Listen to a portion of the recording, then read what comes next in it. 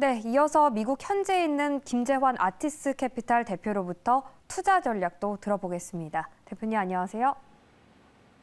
네, 안녕하십니까. 네, 현재 미국 3대 지수 많이 올랐지만 다우 지수는 다른 지수에 비해서 여전히 뒤처져 있는데요.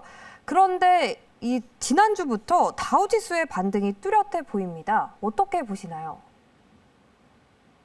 일단 지금 말씀하신 것처럼 다우존스의 이제 반격 조짐이 조금씩 지난주부터 보이고 있는데, 지금 다우존스 같은 경우는 이제 내스닥이나 S&P 500에 비해서 6개월째 연속으로 계속 뒤처지고 있습니다. 그러니까 일단 내스닥하고 S&P 500은 이제 오늘까지 4일 연속 14개월 최고치를 이제 갈아치웠습니다. 경신했다는 얘기죠. 지난주만 하더라도 S&P 500이 10개월 최고치, 내스닥이 14개월 최고치였었는데 S&P 500까지 이번에 따라잡으면서는 14개월 최고치를 돌파했습니다. 그러면서 4일 연속 최고치를 경신했고요.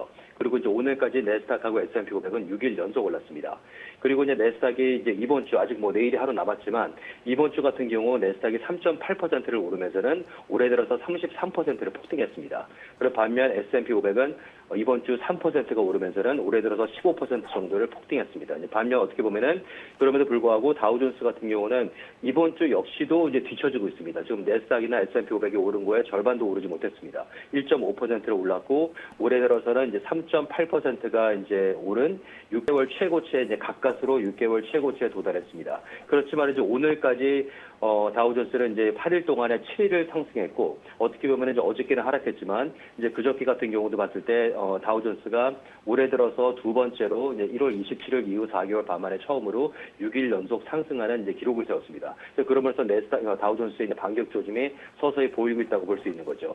그러면서 이제 어떻게 보면은 소형 주식들의 인덱스로 알 수 있는 이제 러셀 2000 같은 경우도 이제 올해 6.6%를 이제 상승했는데, 지난주에 2.4% 크게 오른 이후 이번 주 같은 경우도 이제 꺾이지 않고 이제 버티고 있습니다. 뭐 크게 더 상승세가 뭐 탄력받았다기보다는 이번 주는 한 0.8% 오른 것에 그쳤지만, 이제 일단 러셀 2000 같은 경우도 지난주부터 이제 반격의 조짐이 서서히 보이고 있으니까 다우존스 같은 경우나 러셀 2000 중소형 주식들 같은 경우가 반등세가 좀 뚜렷이 보이고 있다고 이제 어떻게 먼저 판단할 수 있다는 얘기죠.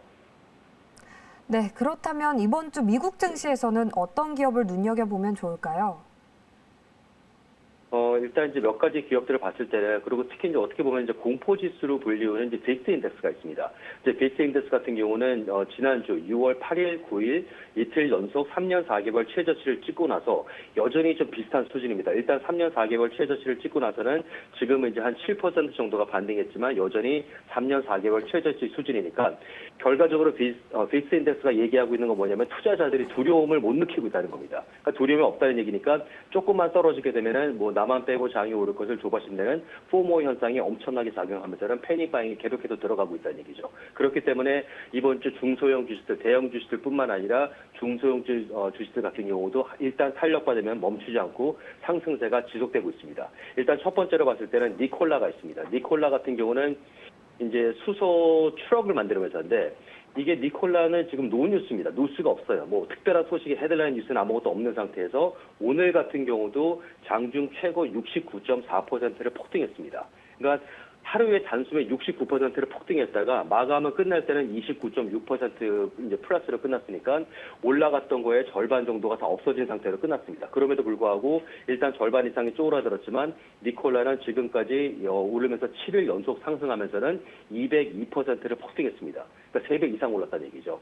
그리고 이제 지난 6월 6일 날에 니콜라가 사상 최저치를 기록했을 때가 주당 52센트였었습니다. 52센트짜리가 지금 같은 경우 올라서 202%까지 이제 폭등했다는 얘기고, 그럼에도 불구하고 올해 들어서는 여전히 30%가 떨어져 있는 상태입니다.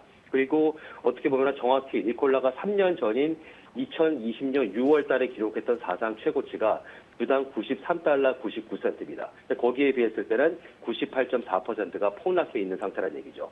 그리고 이제 니콜라가 본격적으로 상승세를 이제 가동시킨 거가, 아까 말씀드린 것처럼 뉴스가 특별한 소식이 없는데도 불구하고 이 정도까지 올랐다고 하는 거는 좀 불안 요소가 좀 자극되고 있습니다. 예를 들어서 5월 말에 이 회사가 지금 1달러 미만으로 떨어졌기 때문에 내스닥에서 딜리스팅 노리스가 왔습니다. 한마디로 상장 폐지시킨다는 그런 노리스를 받고 나서 사이드라인 라인에 좀 더 머무르다가 6월 초부터 본격적으로 폭등세에 돌입한 겁니다. 근데 소식은 없어요. 그럼 결과적으로 소식이 없는 상태에서 이 정도까지 폭등했다는 얘기는 숏 스퀴즈가 엄청나게 들어왔다는 얘기입니다. 한마디로 뭐냐면 공매도했던 사람들이 공매도를 걷어들이는 숏 커버링 랠리가 상승 폭등세를 이끌었다는 건데, 니콜라 같은 경우는 숏 인트레스트, 한마디로 공매도 포션이 20.6%입니다. 상당히 높은 겁니다. 엄청나게 높다는 얘기인데, 이 정도까지 됐으니까 한마디로 전체적으로 일단 숏 스퀴즈가 엄청나게 들어와서 폭등한 건데, 이게 앞으로 소식이 나오지 않는 이상은 이걸로 끝나버리느냐, 아니면은 데드캣 바운스가 될 수가 있는 거고, 아니면 진짜 좋은 소식이 나와서 지금부터 이제 상승세가 이어질 수 있다는 건데, 그거는 좀 더 지켜봐야 되는 거죠.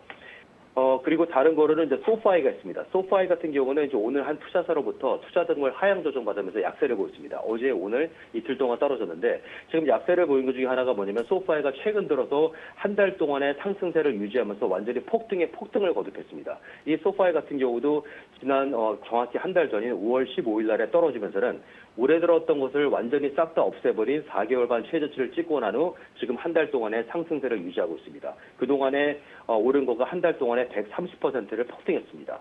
그러면서는 바로 어제 14개월 최고치를 돌파하면서 14개월 최고치까지 올랐는데, 이거는 어제 오늘 떨어지면서는 한 6.9%, 7% 정도 떨어진 거니까 그동안에 폭등했던 것에 비해서는 뭐 세 발의 피 수준으로 떨어진 거라는 얘기죠. 그리고 소파이 같은 경우는 숏 인트레스트가 13.85%이기 때문에 여전히 높다는 얘기입니다. 일단 공매도 포션을 얘기할 때 숏 인트레스트가 10%를 넘게 되면 상당히 높다고 볼 수 있는 겁니다. 근데 소파이 같은 경우는 13.85%이기 때문에 이것도 상당히 높은 수준에 이제 해당하는 거고, 한꺼번에 50, 60%가 오른 게 아니라 점차 올랐기 때문에 숏 스퀴즈가 확실하게 들어왔다고 보는 건 힘들지만, 어떻게 그러니까 아직까지도 공매도 포션이 높기 때문에 숏 인트레스트를 이제 커버시키는 숏 커버링 랠리는 계속될 수 있다는 거죠. 그리고 이제 델타 에어라인스가 있습니다. 델타 항공이죠. 이제 델타 항공 같은 경우는 지난 팬데믹 때 이제 그 멈췄던 분기 배당금을 새로 이제 지급한다고 발표했습니다. 오늘 발표하면서 소폭 상승하면서 강세를 보였습니다. 그러면 결과적으로 주당 10센트를 준다고 그랬습니다. 근데 이거는 2020년 3월 달에 이제 분기 배당금을 중단하기 전에 한 주당 40센트를 줬으니까 그거에 4분의 1 수준이라는 얘기죠. 그러니까 어쨌든 간에 이게 3년 만에 어떻게 보면니까 이제 분기 배당금을 다시 이제 지급한다고 발표했기 때문에 올랐는데, 이 델타 항공사 같은 경우는 오늘까지 15일 연속 상승하는 신기록을 세웠습니다. 그러면은 15일 연속 상승하는 동안에 21%를 폭등했고, 이제 1년 최고치, 오늘 1년 최고치를 기록했습니다. 그리고 올해 들어서는 30%가 폭등한 상태입니다. 근데 이제 지난주에도 제가 잠깐 말씀드렸던 것처럼 테슬라 같은 경우는 이제 뭐 그저께까지 13일 연속 상승하는 신기록을 세웠습니다.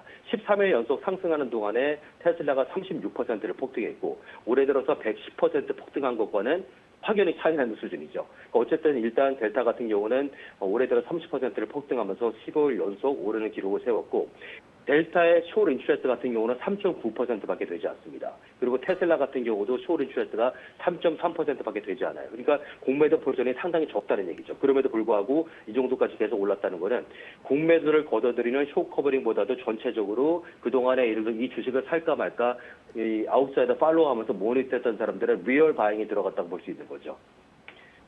그리고 이제 마지막으로 이제 크로거가 있습니다. 이제 크로거 같은 경우는 이제 오늘 실적을 발표했는데, 실적이 EPS가 수익이 주당 1달러 51센트가 나왔고, 매출 같은 경우는 수익은 잘 나왔습니다. 근데 매출 같은 경우는 어떻게 보면은 예상보다 작년에 비해서는 1.3%가 증가했지만, 매출은 이제 450억 달러 정도가 나오면서는 예상치에 못 미쳤습니다. 그리고 올해 총 수익과 매출 전망은 재확인하는 데 그쳤습니다. 그러니까 딱히 높이지 못했다는 얘기죠.